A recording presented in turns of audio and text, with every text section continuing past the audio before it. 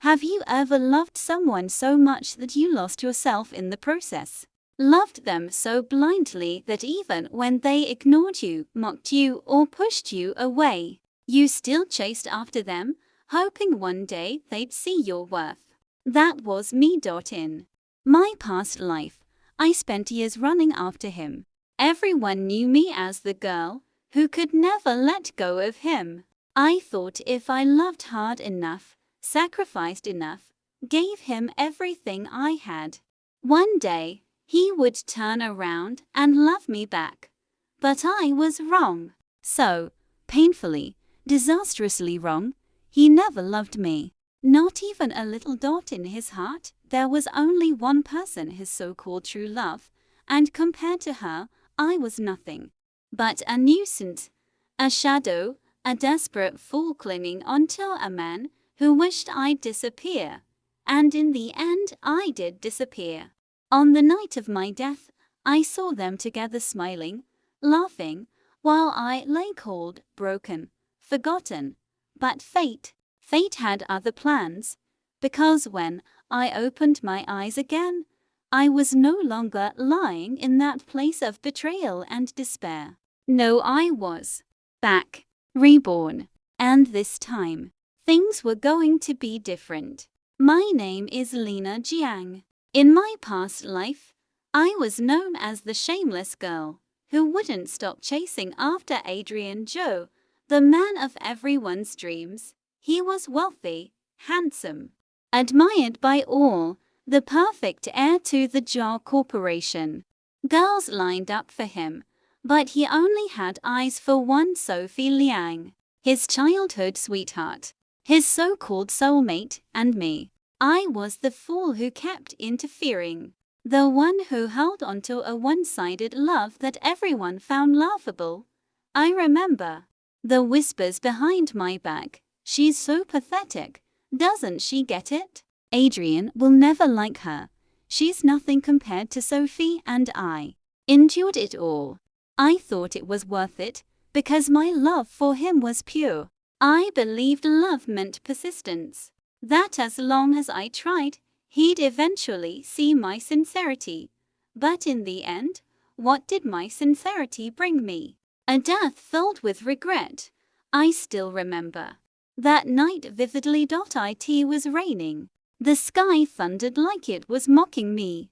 I had rushed out to find him, desperate to explain myself after Sophie accused me of something I hadn't done. And where did I find him? Standing under an umbrella with her in his arms, shielding her from the storm. His voice was gentle, his gaze tender, something I had never once received. When I called his name, he looked at me with disgust. Lena, stop making trouble. Stop embarrassing yourself. Don't you see? I only love Sophie. You've always been nothing to me. His words cut deeper than any blade. That night, I stumbled away, my body weak, my heart shattered. And not long after, my life ended in despair. But when I opened my eyes again, I wasn't dead. I was back in my old bedroom. The posters on the wall, the textbooks scattered on the desk, the faint smell of my favorite perfume, it was all there. And most importantly, my reflection in the mirror showed me a younger version of myself.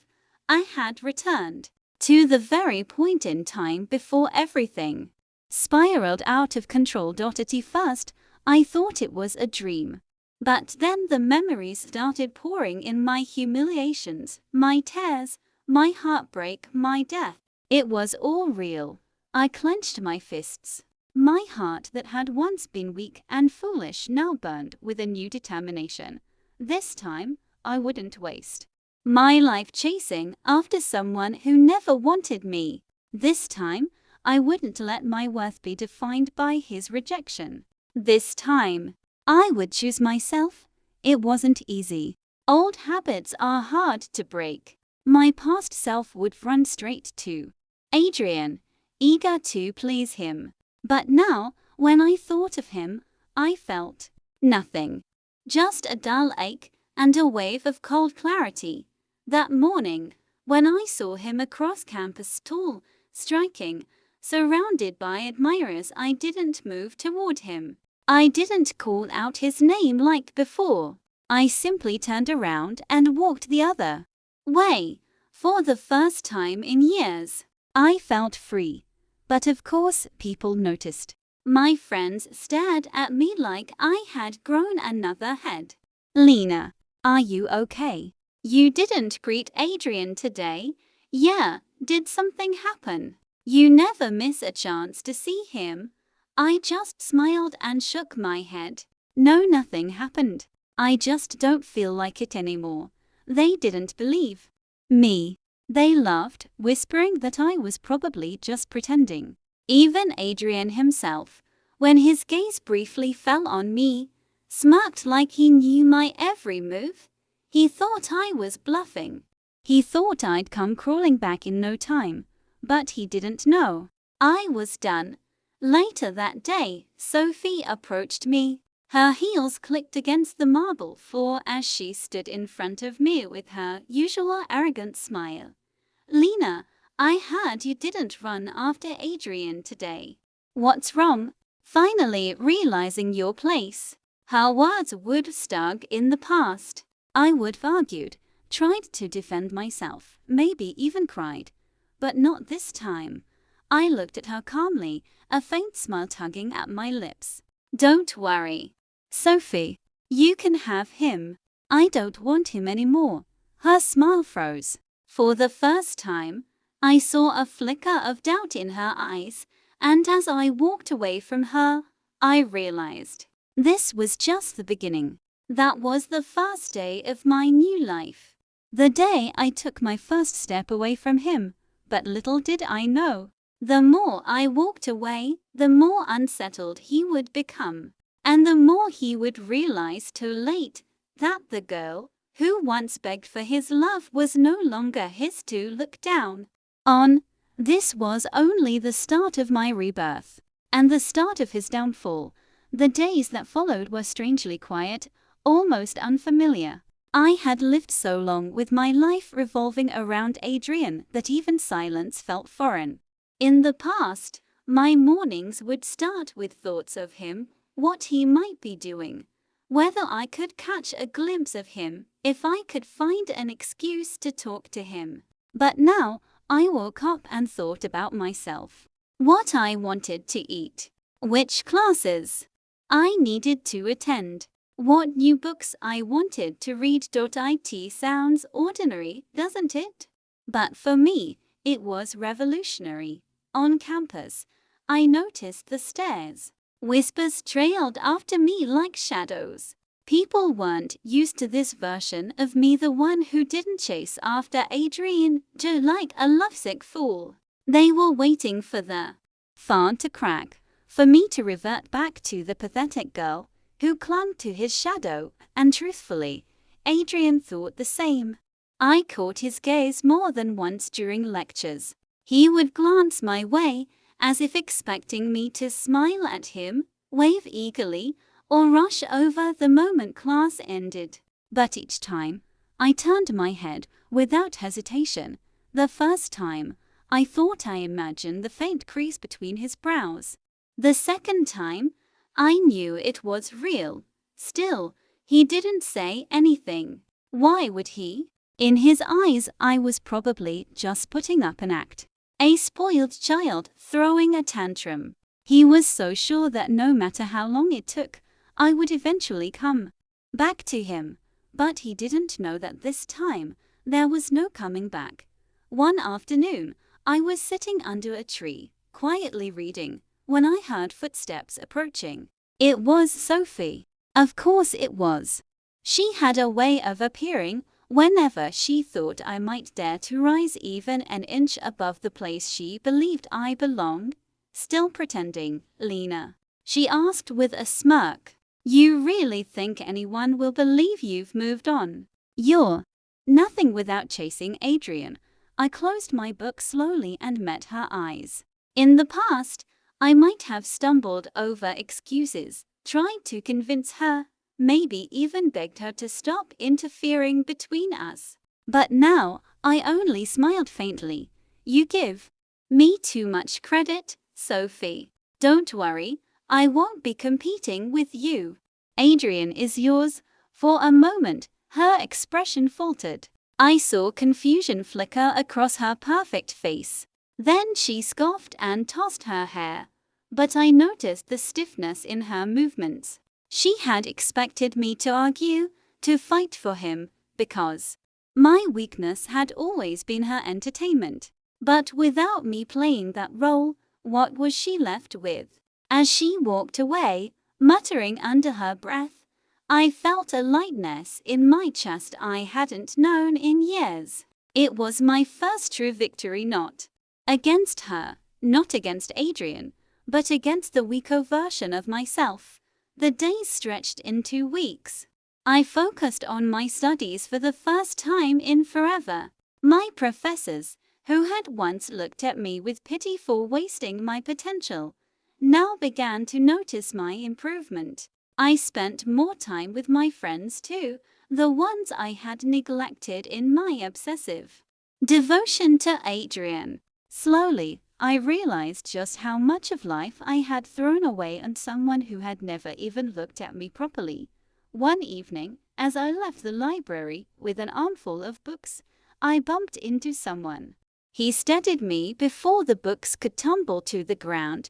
Careful, he said with a small smile. It was Ethan.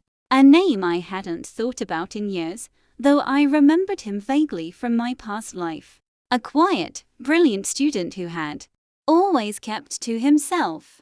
In that other timeline, I had barely noticed him, too blinded by Adrian to see anyone else. But now, when he picked up one of my books and handed it to me, I saw him clearly for the first time. "Thank you," I murmured. "You've been spending a lot of time in the library lately," he remarked, not unkindly. "That's different." I almost laughed. Everyone seemed to notice my change, but hearing it from him felt oddly comforting, like he wasn't mocking me, just observing.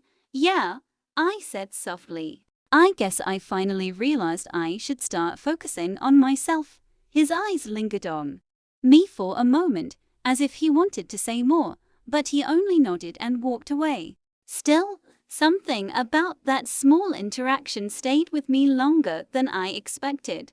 But not everyone took my transformation lightly. Adrian, for instance. It started small, passing by me in the hallway, his gaze following me a little too long. Then, he began showing up in places where I was, though he'd pretend it was just coincidence. During group projects, he suddenly volunteered to be paired with me, and each time, I kept my responses polite but distant. The more indifferent I became, the more unsettled he looked. One day, after class, he finally approached me directly. "Lena," he said, his tone sharp with the authority of someone used to being obeyed. "What game are you playing?"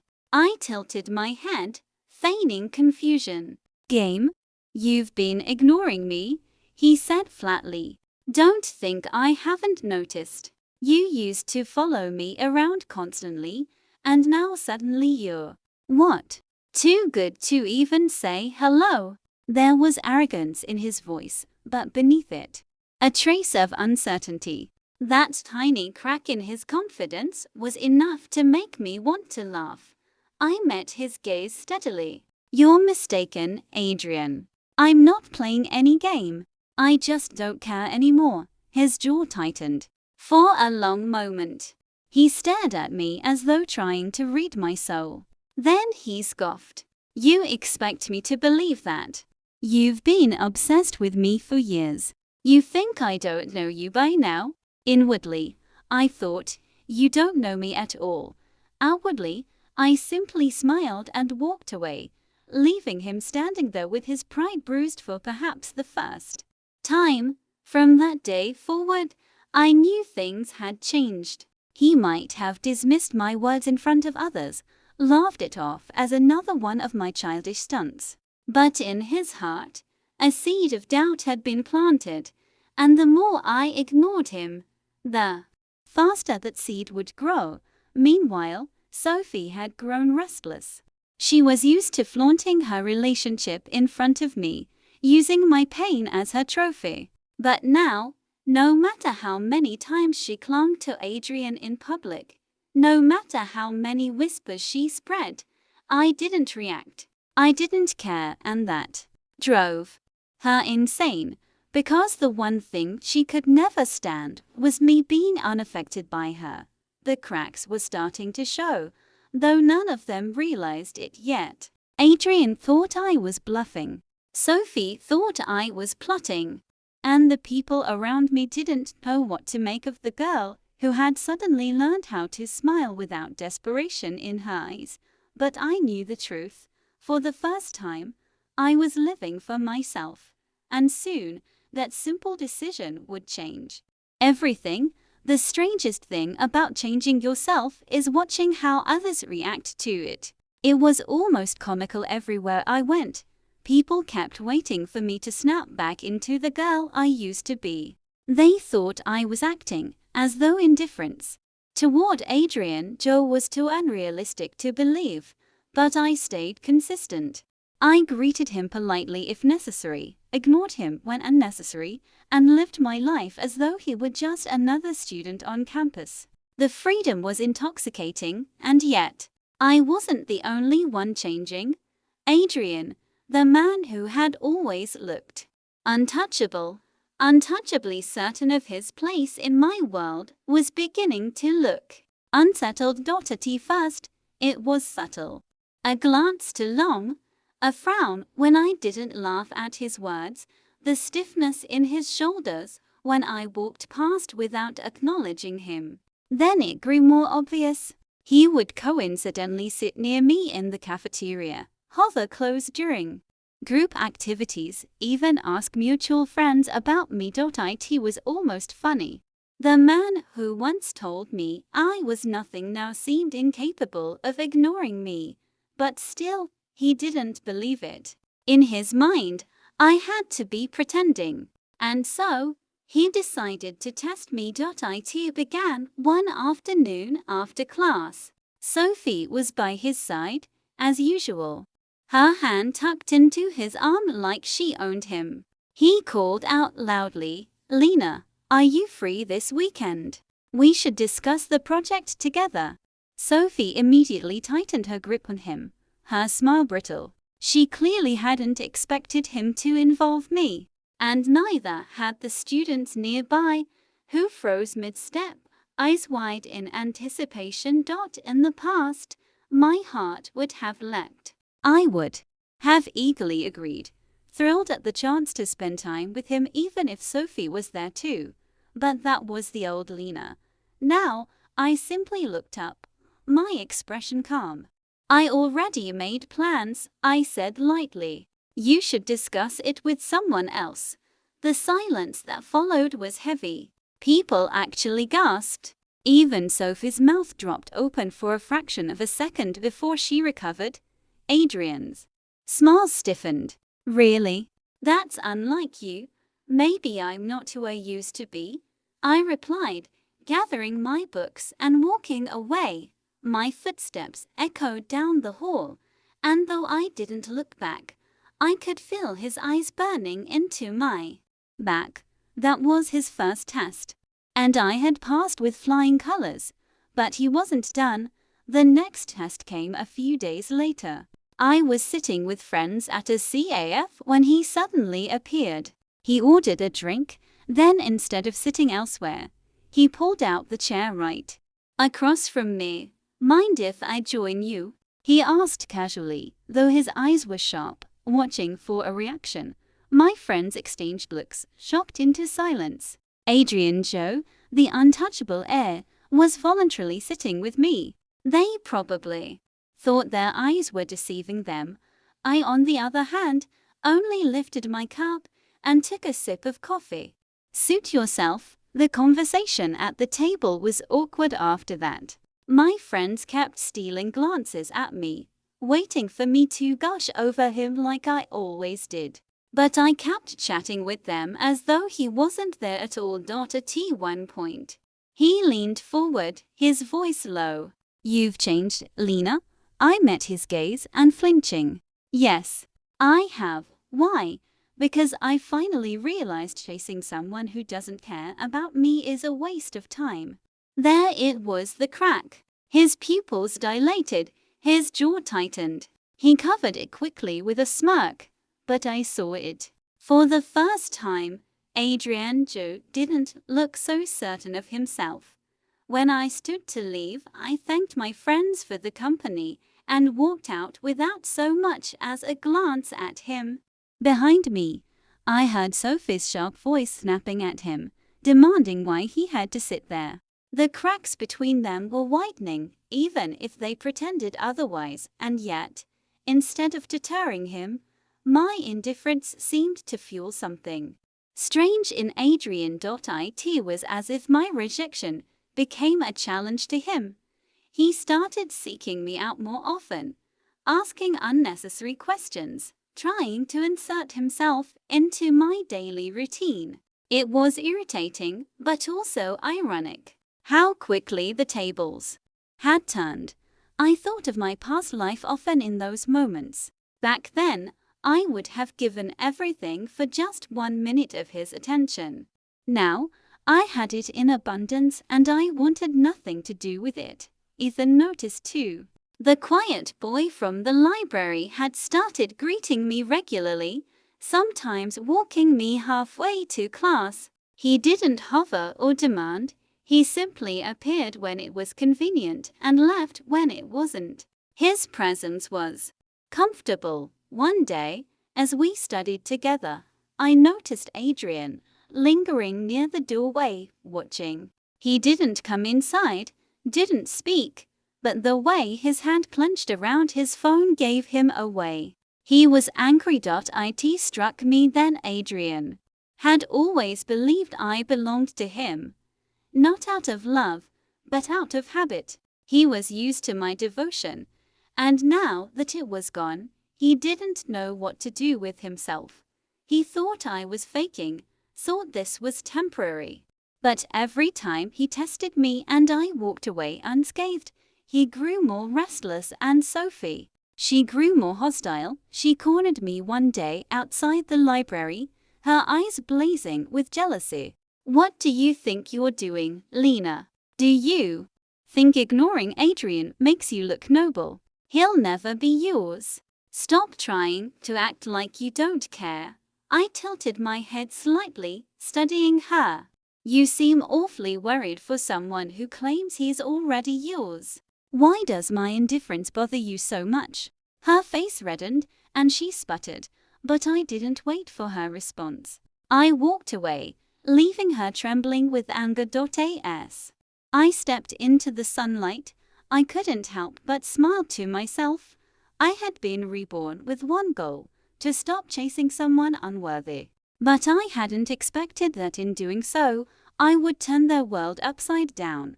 And though Adrian still didn't realize it, his tests, his doubts, his restless attempts to prove me wrong were only the beginning of his collapse. For a while, I thought life after rebirth would be smooth sailing. I studied hard, avoided him, and focused on my own growth. But fate has a funny way of testing whether you've truly changed. One morning, as I was on my way to the library, I overheard voices behind one of the tall hedges near campus. They were arguing, sharp words cutting through the air. I paused for just a second, recognizing his voice. "You think she's still chasing me?" he scoffed. "She's just playing games. She'll come crawling back any day now." The words burned, but I forced myself to keep walking. My chest felt tight, but not because of longing. It was the sting of realizing that he still saw me as that desperate girl, someone who existed only to circle around him like a moth to a flame. The old me would have jumped out, defended myself, begged him to see me differently. But I kept moving, step after step, until his voice faded into the background. My heart was trembling, but there was also a strange strength blooming in me. Later that day, my classmate Hannah, who had always been kind to me, leaned across her desk and whispered, "You've changed a lot, you know." "You look confident," I blinked. "Do I?" "Yeah," she smiled. "Before, you always seemed so distracted, like your world revolved around one person. But now it's like you've finally remembered who you are." Her words struck something deep in me. Maybe this was why I had been given another chance, not to fix him, not to win him, but to rebuild myself. Still, the universe seemed determined to pull us together. That evening, at a small CAF near campus, I bumped into him and his so-called true love. She clung to his arm as if she owned him, eyes flashing when she saw me. "Oh look," she sneered, "it's her. Surprised you're not following us around like a lost puppy."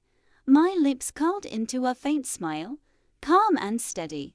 "Don't worry," I said softly. "I'm not interested in leftovers."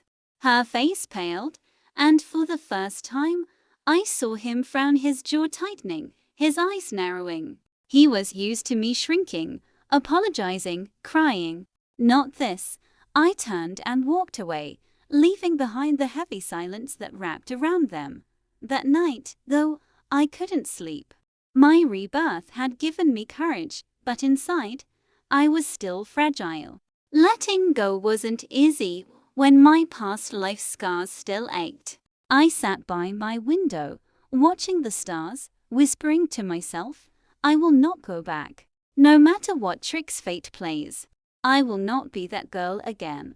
But I didn't know then that my quiet resolve had started to shake his world, because to him, my silence, my distance, and my calm smile weren't signs of strength, they were daggers of rejection.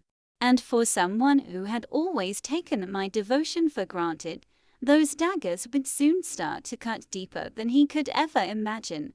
The days blurred into weeks, and I found myself adjusting to the new rhythm of my life, one without him at the center. It was strange, almost liberating, to realize how much space I had been giving him in my heart, in my mind, in my every waking moment. Without chasing after his shadow, I began to notice the light that had always been around me, waiting for me to acknowledge it. To school, whispers about me had shifted. Before, I was known as the girl who shamelessly trailed behind Ethan, the one who made herself a joke by clinging to someone who never even glanced back. Now, people were confused. Why isn't she running after him anymore? They would whisper. Did something happen? Did she finally give up? Their curiosity didn't bother me anymore. In fact, it amused me. The very people who mocked me for chasing him were now unsettled by my silence.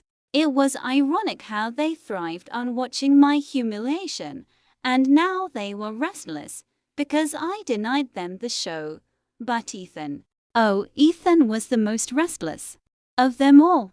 I noticed him watching me when he thought I wasn't looking. In class, during breaks, even in the hallway, his eyes seemed to follow me like a shadow.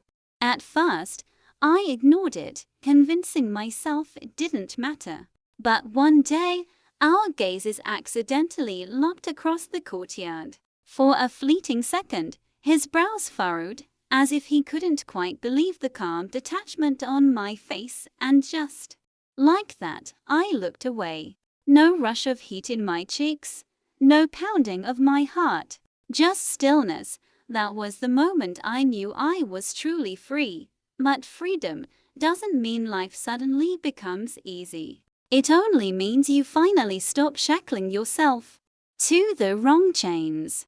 And so, while Ethan was watching me, I was building myself again piece by piece. I poured myself into my studies, determined to climb higher than I ever did in my past life. I rekindled old hobbies I had abandoned when my world had revolved around him. Drawing, reading, even late-night writing. I rediscovered pieces of myself I had long buried. It was during one of these nights, while sketching quietly by the window, that I got a message from someone unexpected. Noah. Noah had always been the quiet type in our class, a boy who preferred books to gossip, who spoke when necessary, and listened when others thought no one was paying attention. In my past life, I had barely noticed him. How could I? My eyes were too clouded with Ethan. But now, it felt different. Your presentation today was impressive, his message read. Simple, but thoughtful. I stared at the screen for a while, unsure how to respond. Compliments weren't new to me, but genuine ones without hidden barbs or mocking undertones were rare. After a pause, I typed back, "Thank you. That means a lot." That night, I smiled without realizing it. The next day, I caught Ethan's expression when he noticed Noah talking to me in class. It was fleeting, but unmistakable. His jaw tightened, his hand curled into a fist beneath the desk. I almost laughed at the absurdity of it. Wasn't this the same boy who once wished I would just disappear? Now he seemed unsettled at the idea of someone else simply standing beside me. But I didn't let myself dwell on him anymore. I walked out of class with Noah, our conversation flowing easily, like water finding its path around stones. For the first time in years, my laughter wasn't forced. My smile wasn't performed for someone else's approval. And in that moment, I realized something shocking. Happiness didn't need to come from Ethan. It was mine to create, mine to own. Still, even as I embraced this new life, I could feel a storm brewing. Ethan wasn't used to being ignored, wasn't used to losing control over something or someone he had once taken for granted. And though I tried to live as if he no longer mattered, I could sense it. He wasn't going to let this go easily. I was about to discover just how much a boy like him could unravel when faced with the reality that the girl who once adored him now looked at him as though he were nothing more than a stranger. The weeks slipped by, and the rhythm of my new life grew steady, comforting. For once, my days weren't spent chasing after someone who didn't value me. I poured myself into my work, focused on building my career, and found small joys in everyday life, things I'd been too blinded to notice before. But as with all things, peace doesn't last forever.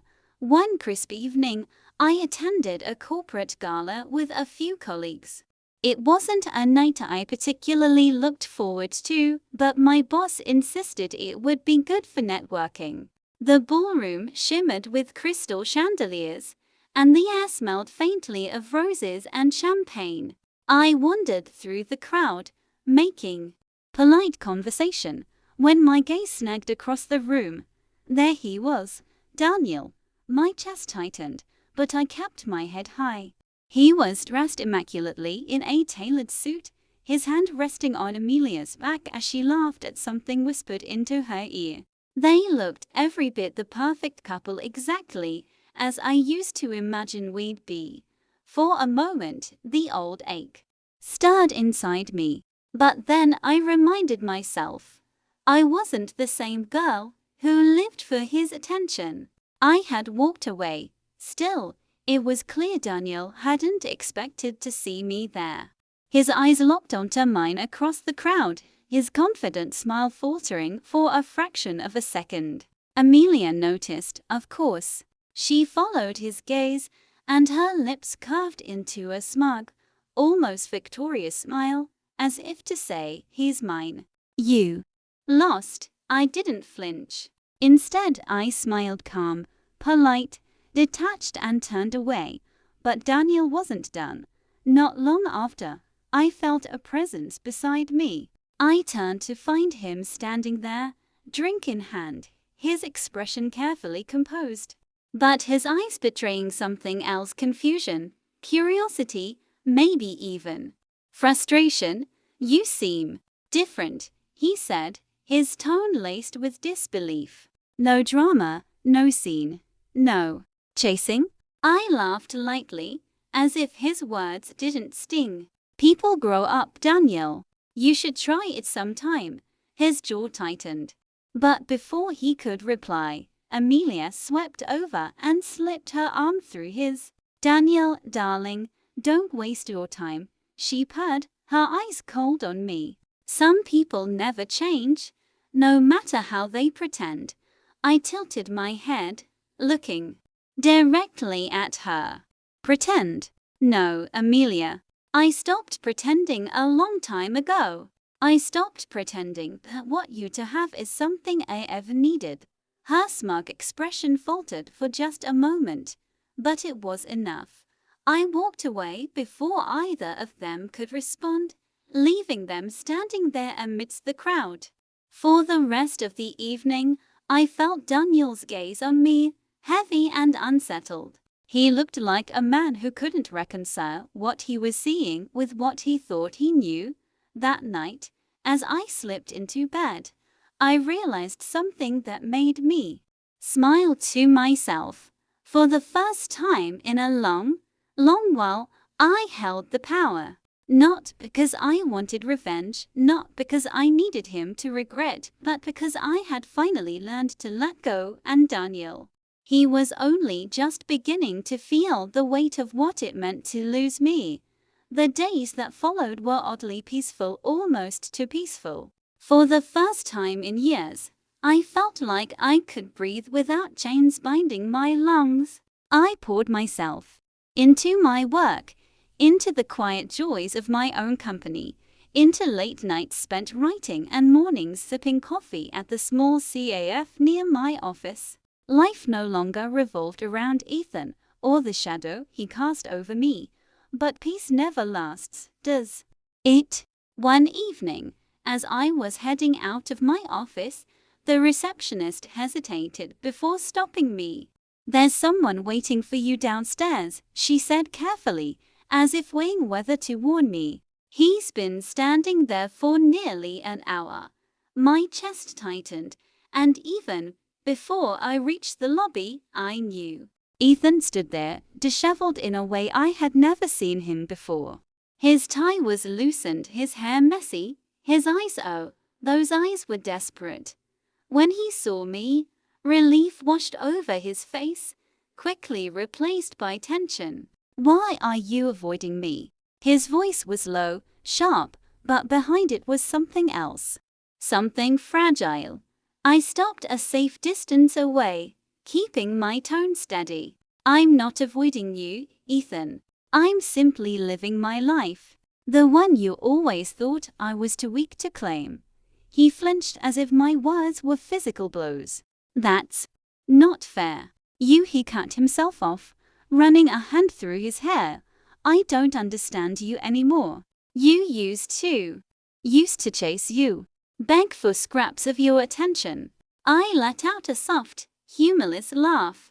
"Yes, I used to. But I'm done playing the fool." His face tightened. "You can't just erase everything. People don't change overnight." I tilted my head, meeting his gaze with steady resolve. "I didn't change overnight, Ethan. I've been breaking piece by piece for years. You just never noticed. My rebirth isn't about faking strength, it's about finally choosing myself." He opened his mouth, then closed it, as if the words he wanted to say couldn't form. He looked so lost in that moment, and for the first time, I realized he wasn't as unshakable as I once thought. He was human, flawed, and desperately trying to hold on to something he no longer had the right to claim. I turned to leave, but his voice stopped me. What if I don't want you to stop chasing me?" I froze. The audacity of it made my heart clench. Slowly, I turned back. "Then that's your problem, not mine." And with that, I walked away, each step both heavy and liberating. But freedom has a way of attracting storms. Just when I thought I had placed enough distance between us, fate twisted the knife. A few nights later, I received a call that shattered the stillness of my world. It was from a mutual acquaintance, someone who had never reached out to me directly before. Her voice was rushed, panicked. "There's been an accident. Ethan and Claire. They collapsed at the gala tonight." For a moment, I couldn't process the words. My mind blanked, my heart thundering in my chest. Collapsed. Both of them. My first instinct was to rush out the door, to find him, to find them, too. But then reality hit me like a tidal wave. I wasn't part of that world anymore. I wasn't his savior, his shadow, or his safety net. And yet, as I sat frozen, the memory of his desperate eyes in the lobby haunted me. The days after that revelation felt like a storm I had been caught in, tossed between the past and the present, between the woman I once was and the woman I was trying to be. Every step I took forward, every breath I took to reclaim myself, was shadowed by the knowledge that Adrian's world was crumbling. And yet, I couldn't allow myself to step in this time. For years, I had been the one holding him together, stitching his broken pieces, sacrificing myself to be his shield. But now, as much as it hurt, I was watching from a distance, letting him face the consequences of what he had chosen. I remember one evening clearly. It was raining heavily, the kind of rain that seemed to wash away illusions. I was sitting inside a CAF near the university, flipping through my notes, when I heard murmurs near the door. When I looked up, I saw him, Adrian. He was drenched, his hair plastered to his forehead, his shoulders slumped in a way I had never seen before. For a moment, my heart clenched, instinct screaming at me to rush to him, to offer him warmth, comfort, shelter. But I stayed seated, my nails digging into my palm, reminding myself that I wasn't the same girl anymore. He scanned the CAF and his gaze landed on me. The second our eyes met, the world seemed to fall into silence. He froze. For a heartbeat, I thought he would turn away, that he would leave and spare me the confrontation. But instead, he walked toward me, each step heavy, hesitant, almost as if he were afraid I would vanish if he came too close. "Can I sit?" he asked softly, his voice rough, almost broken. I didn't answer immediately. Part of me wanted to say no, to protect my fragile resolve, but another part, the part that remembered the warmth of his hand in mine, the softness of his laughter, betrayed me. I gave the smallest nod. He sat across from me, dripping water onto the floor, his eyes never leaving my face. For a long moment, we didn't speak. The air was thick, suffocating, with all the words left unsaid. Finally, he whispered, "You're different." A humorless smile tugged at my lips. "I told you before." I stopped chasing. He flinched as though my words cut him. His hands clenched into fists on the table. "I thought you were faking, pretending to ignore me so I'd notice you again. I kept waiting for you to break, to come back like you always did." His voice cracked. "But you didn't." I looked at him calmly, though inside, I was trembling. Why would I? His jaw tightened, his eyes glistening with something raw. Regret? Desperation? Maybe both. "Because he stopped, swallowed hard, and then let out a shaky breath. "Because I didn't think you could really leave me." The irony of it almost made me laugh. "You never gave me a reason to stay." For a moment, I thought he might argue, deny it, or throw his usual sharp words at me. But instead, he lowered his head, his shoulders shaking. I realized with a start that he was trembling not from the cold, but from something deeper. Guilt, shame, loss. I lost everything, he admitted, voice barely audible. The business deals, my reputation, even her. She wasn't who I thought she was. His eyes lifted to mine, and for the first time in years, I saw a boy instead of the untouchable man he pretended to be. And all this time, the only one who ever stood by me was you. And I pushed you away. My chest tightened painfully, but I forced myself to remain steady. I had dreamed of hearing those words in my past life, begged silently for him to acknowledge me, to see my worth. And now, when I had finally walked away, he said them. Adrian, I whispered, steady but firm. You're right. I did stand by you. I gave you everything I had, even when you treated me like I was nothing. And it nearly destroyed me. He reached across the table, his hand trembling as he tried to take mine. But I pulled away before his fingers could brush against me. His face crumpled, but I didn't falter. You think this is about timing, I continued, my voice quiet but unwavering.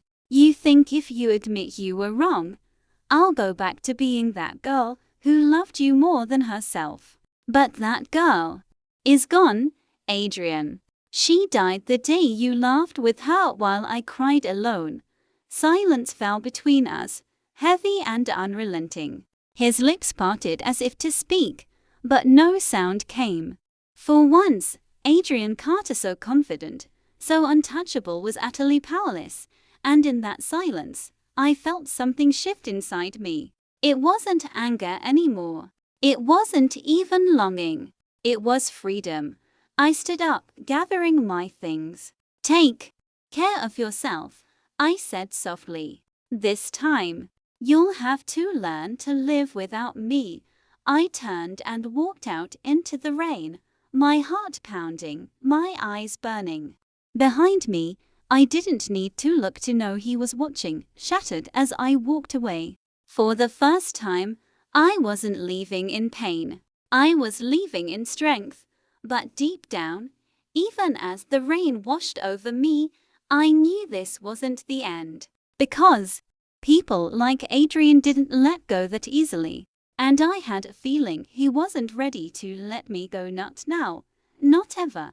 When I woke up the next morning, I half expected the night before to be some strange dream. But the faint scent of the rose on my nightstand told me it was real. The memory of Adrian waiting outside, of the quiet way he had looked at me, settled in my chest like a weight I couldn't shake off. At work, the office felt different too. People who used to whisper behind my back now looked at me with curiosity, some even with admiration. It wasn't just because of Adrian's sudden display of attention, but because I had changed. I no longer clung to anyone for validation, and that shift made me stand taller, speak clearer, and move with a confidence that hadn't existed before. Still, whispers carried. I overheard Clara once, her voice dripping with venom as she spoke to a colleague. Don't be fooled. She's just pretending. She'll go crawling back to him soon enough. People like her can't survive without clinging to someone. For a moment, her words cut into me. But then I smiled to myself, because Clara didn't know. She didn't understand that I wasn't pretending anymore. I truly didn't need him. That realization gave me strength. Later that day, my phone buzzed. It was a message from Adrian. Can we talk, please? I stared at it for a long time, torn between curiosity and the instinct to protect myself. After everything, after years of humiliation, he wanted to talk. A part of me wanted to ignore it, but another part whispered that I should hear him out, not for him, but for myself. So I agreed. We met at a quiet CF, one tucked away from the busy streets. He was already there when I arrived, sitting with his hands clasped tightly on the table, his usual calm demeanor cracked with tension. When he saw me, he stood immediately, as if afraid I'd vanish. "You came," he said softly, almost in disbelief. I sat down opposite him, keeping my expression neutral. "You wanted to talk. So talk." He swallowed hard, his gaze searching mine. I didn't realize what I was doing to you. Back then, I thought you were just being dramatic. I thought your feelings weren't real, that you only chased me out of habit, not love. And when you stopped, when you finally walked away, I thought you were faking it, pretending, trying to make me jealous. His voice faltered, and for the first time, I saw regret shadow his face. But then I saw you. Really saw you. You weren't pretending. You had let go. And it scared me, because I realized too late that you were the one who had always been there, while He clenched his fists, his voice trembling. While I threw you aside, I listened quietly, my heart aching despite myself. A younger version of me would have melted at his words, would have leaped at the chance to be wanted by him. But I wasn't that girl anymore. "Adrian," I said carefully, "I did love you once. Desperately. Enough to sacrifice my dignity, my happiness, and even my pride. But love isn't supposed to destroy you like that. I had to learn the hard way that clinging to someone who doesn't value you will only leave you empty. You didn't think my love was real. That's fine. Because I know now that your love wasn't real either." He flinched, as if I'd struck him. "I'm not the same person anymore," I continued. "I don't need your validation. I don't need your pity. And I certainly don't need you to come back now just because you finally realize what you lost." For a long moment, silence hung between us. His eyes glistened with something unspoken pain, regret, desperation. Finally, he whispered, "But what if I want to make it right now? What if I want to choose you?" I laughed softly, shaking my head. "That's the problem, Adrian. You're always choosing. And I'm done being someone's second choice. I want someone who never makes me question where I stand. Someone who doesn't need to lose me to realize my worth." His lips parted, but no words came out. For the first time, I saw him truly powerless, not because of business, or rivals, or circumstances, but because of me. Because I had finally taken back the power he didn't even know he had stolen from me. I stood up, placing money on the table for my coffee. "Thank you for apologizing. But it changes nothing." And with that, I left him sitting there, staring after me like a man who had just watched the one thing he never thought he'd lose slip through his fingers. As I walked away, my heart was steady. I wasn't broken. I wasn't aching. Instead, I felt something I hadn't felt in years: freedom. But little did I know, this wasn't the end of it. Because Adrian wasn't the type of man to let go once he finally wanted something. And what he didn't realize yet was that chasing me would only push me further away. The days that followed were almost surreal. I had walked away from him, from the past, from the pain that had once defined me. Every morning felt like a breath of fresh air, every night a quiet celebration of the life I was finally building for myself. But Adrian wasn't the type to simply accept defeat. It started subtly. Small messages at odd hours, cryptic apologies left on social media, glimpses of him in places he had no reason to be.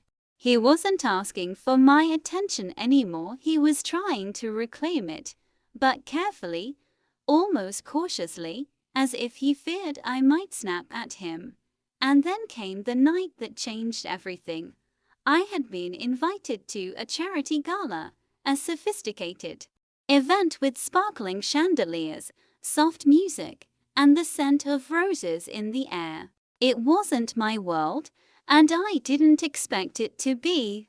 I arrived late, in a gown that shimmered softly under the golden lights, and immediately felt eyes on me. He was there, of course.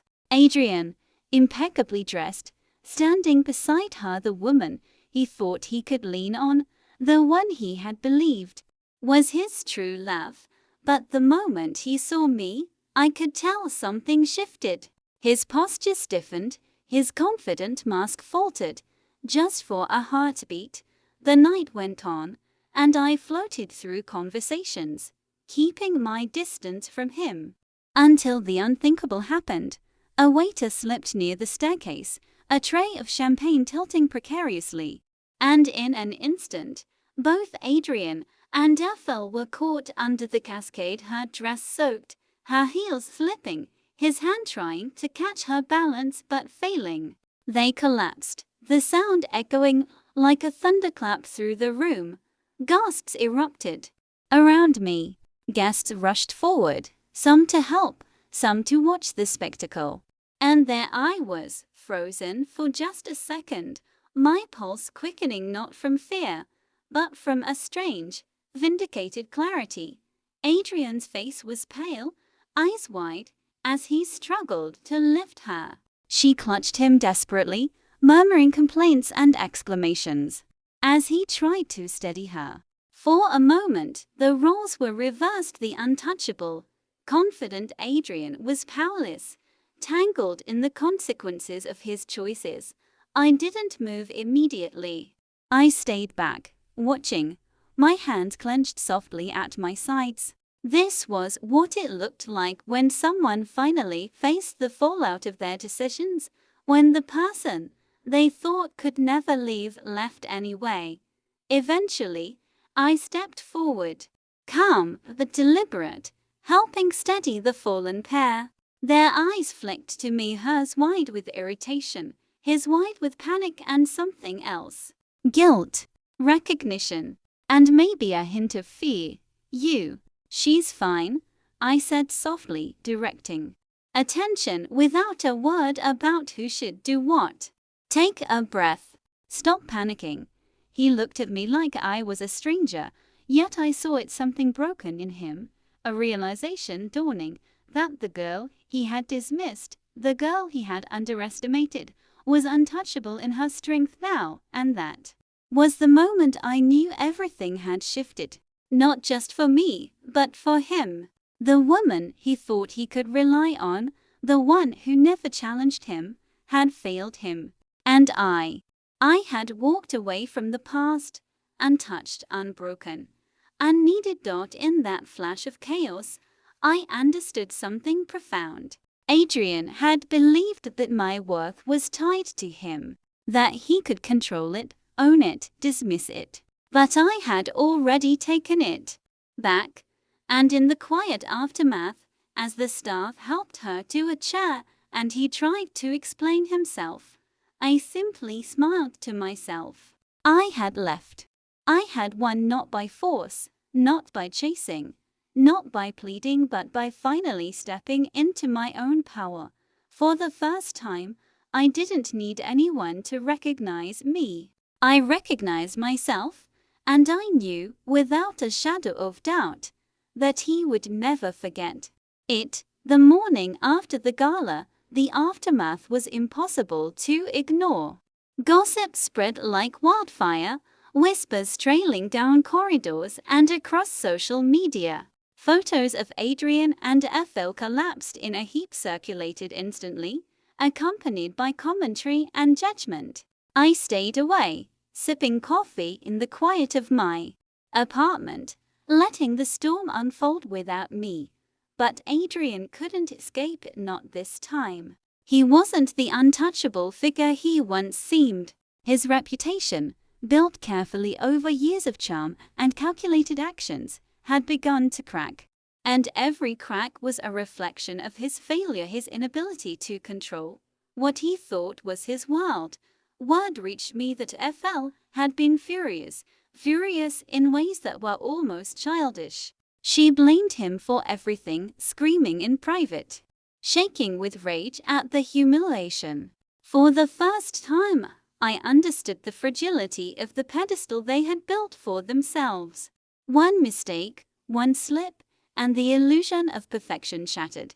Meanwhile, Adrian was silent, brooding, pacing in his private office. People noticed. His usual charm was gone, replaced by a raw, restless energy. He called no one, texted no one. He was alone, facing the consequences of choices he had taken for granted, especially me. I didn't reach out. I didn't call. I didn't text. That power belonged to me now, and I had no intention of giving it back. But I watched quietly as the man who had once dominated my world began to crumble under the weight of his own actions. Then there was Ethan. Quiet, steady, patient Ethan.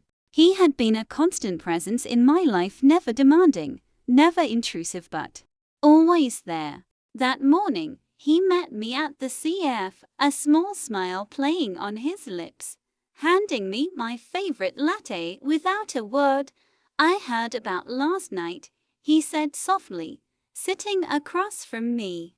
"Are you okay?" I nodded, a faint smile breaking across my face. "Better than okay. I'm free," he chuckled quietly, shaking his head. "I like this version of you. Calm, confident, untouchable." It warmed me in a way I didn't expect. Ethan had never sought to control me, never demanded my devotion. He simply existed as a steady presence, a reminder that not all love had to be dramatic, painful, or destructive. And as we talked, laughing softly over shared memories and new ambitions, I realized something important. Freedom wasn't just about walking away from Adrian. It wasn't even about surviving the heartbreak or the betrayal. Freedom was about choosing the people, the moments, and the life that nurtured me, instead of chaining me to someone else's drama. Later that week, Adrian appeared at a business event I had been asked to attend.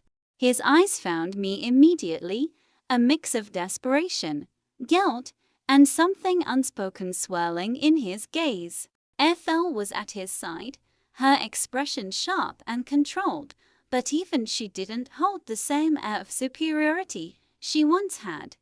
I didn't flinch. I didn't smile. I simply acknowledged them with a polite nod before turning to Ethan, who stood beside me, steady and unwavering. The contrast was striking, my past and my present standing side by side, and I realized, finally, where my heart truly belonged. Adrian's jaw tightened. He tried to speak, tried to reach me, but no words came. Ethel's eyes narrowed, jealousy and frustration boiling beneath the surface. And I was untouchable, unshakable, and finally, completely myself. For the first time, I understood the truth about power, love, and choice. I didn't need to chase, to beg, or to plead. I simply needed to walk my path with courage, and everything else would fall into place. And in that moment, as Adrian and Ethel stood in stunned silence, I felt a profound sense of triumph, not over them, not through revenge, but through living my life fully, unapologetically and free. Weeks passed, and life settled into a rhythm I had never known before. The chaos of the past, the games, the heartbreak, the relentless chase felt like a distant memory, something that had belonged to another life. I had stepped fully into the woman I was always meant to be, and nothing, not Adrian, not Ethel, not anyone, could shake that. Ethan and I spent more time together, laughter filling spaces I had long thought empty. We discovered simple joys, late-night walks through the city, quiet breakfasts on sunlit balconies, moments of shared silence that felt more intimate than any grand gesture could ever be. I realized that love didn't have to be dramatic, messy, or painful. Love could be gentle, steadfast, and quietly powerful. Adrian's presence became more distant each day. I heard through whispers, that he had tried to regain control, tried to repair the cracks in his image, but it was too late.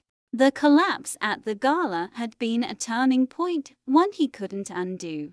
And more importantly, one I didn't need to undo. FL faded from the story too. She tried to cling to him, to maintain the illusion of her superiority, but Adrian had learned something he couldn't unlearn. He could no longer take anyone for granted, not her, and certainly not me. And for once, I didn't care what happened to them. Their games, their drama, their fragile pride, none of it touched me anymore. One sunny afternoon, Ethan and I sat in the small CAF where everything had started to feel real. He reached across the table, taking my hand in his, and smiled. "You've grown so much," he said softly. "You're incredible." I looked at him, feeling the warmth of his presence seep into my bones. "I've learned," I said quietly. "I've learned that I don't need anyone to define my worth. I don't need someone to chase or to validate me. I just need to live fully and love fully, without fear." Ethan's eyes softened. "And you're not afraid anymore?" I shook my head, smiling genuinely for the first time in years. "No, because I finally understand what it means to truly be free, and in that freedom, I felt something profound. A life rebuilt, a heart healed, and a love that was patient, steady, and unwavering. A love that I had chosen, not one I had begged for. I didn't need Adrian's apologies, his regrets, or his presence. I didn't need FL's envy or her games. I only needed me, and the life I had claimed for myself.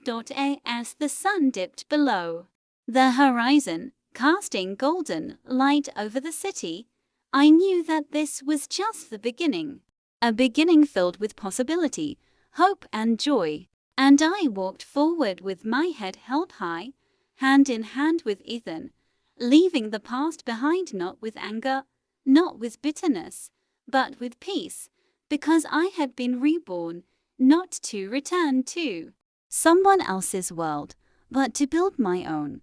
And in my world, I was finally, truly free. And so, her journey came full circle. She had once been a girl lost in someone else's world, chasing love that was never hers to claim. But through heartbreak, betrayal, and rebirth, she discovered something far more powerful than anyone could give her herself.